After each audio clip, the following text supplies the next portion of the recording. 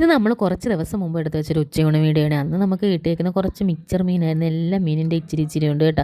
അപ്പോൾ ഇത് മുളകും പുളിയും വെക്കാൻ കൊള്ളത്തില്ല, തേങ്ങ അരച്ചേ വെക്കാം. അപ്പോൾ ഞാൻ ഉച്ചയൂണ് രാവിലെയൊക്കെ സെറ്റ് ആക്കുന്നുണ്ട്. കാരണം എനിക്ക് അന്ന് ഇൻ്റർവ്യൂവിന് പോയതിൻ്റെ ട്രെയിനിങ് ഒക്കെ ഉണ്ടായിരുന്നു, അതിന് വേണ്ടിയിട്ടാണ്. അപ്പോൾ രാവിലെ പുട്ടും പയറും ഒക്കെ ഉണ്ടാക്കി അണ്ണന് ചോറിന് വാഴയ്ക്കാത്തവരുണ്ട്. അന്നേരപ്പോഴാണ് കുറച്ച് പൊന്നാങ്കണ്ണി ചീരയെന്ന് പറഞ്ഞു കുറച്ച് ചീര നമുക്ക് കിട്ടിയത് കേട്ടോ. ഇത് നാത്തൂൻ്റെ വീട്ടിൽ പോയിട്ട് വന്നപ്പോൾ കൊണ്ടുവന്നതാണ്. ഈ ചീര ഞാൻ ആദ്യമായിട്ടാണ് കാണുന്നത്. അപ്പോൾ ഇത് നന്നായിട്ട് അരിഞ്ഞിട്ട് നമ്മൾ സാധാ ചീര തോരൻ വെക്കുന്ന പോലെ കടുകൊക്കെ വറുത്ത് കുറച്ച് കൊച്ചുള്ളിയും കൂടെ അതിനകത്തിട്ട് വഴറ്റി വറ്റൽമുളകൊക്കെ ഇട്ട് മൂപ്പിച്ച് കേട്ടോ. എന്നിട്ട് ഈ അരിഞ്ഞ് വെച്ചേക്കുന്നത് ഇതും പിന്നെ കുറച്ച് അരപ്പും കൂടെ ഒക്കെ, അരപ്പിനകത്ത് തേങ്ങായും പിന്നെ വെളുത്തുള്ളിയും അതും കൊച്ചുള്ളി രണ്ടെണ്ണം കൂടെ ഇട്ട് കേട്ടോ, മഞ്ഞപ്പൊടിയും മുളക് പൊടി ഇട്ട് അരച്ചിട്ട് അതിട്ട് കേട്ടോ. അങ്ങനെ ആ പൊന്നാങ്കണ്ണി ചീരയും തോരൻ വെച്ചിട്ട് അണ്ണനാണെങ്കിൽ ഓഫീസിലേക്കുള്ള ലഞ്ച് റെഡിയാക്കി കൊടുക്കുവാണ്. അപ്പോൾ വാഴയ്ക്കാ തോരനും പൊന്നാങ്കണ്ണി ചീര തോരനും പിന്നെ മീൻ വറുത്തതും എല്ലാം കൂടെ ഉണ്ടാക്കിയിട്ടുണ്ടായിരുന്നു കേട്ടോ. പിന്നെ നമ്മളൊരു പച്ച അരച്ചൊരു ചമ്മന്തിയും കൂടെ. അപ്പോൾ നമ്മൾ നേരത്തെ വെട്ടി വെച്ച മീനും കൂടെ ഞാൻ ഇതിൻ്റെ ഇടയ്ക്ക് കറി വെക്കുന്നുണ്ടായിരുന്നു.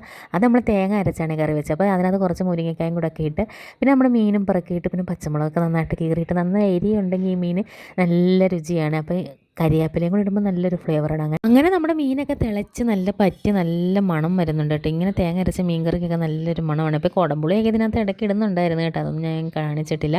അങ്ങനെ മീൻ കറിയൊക്കെ തിളച്ച് വന്നിട്ട് ഞാനും എൻ്റെ ലഞ്ച് ഉച്ചക്കലത്തേക്കുള്ള എനിക്ക് ട്രെയിനിങ്ങിന് പോകണമായിരുന്നേ.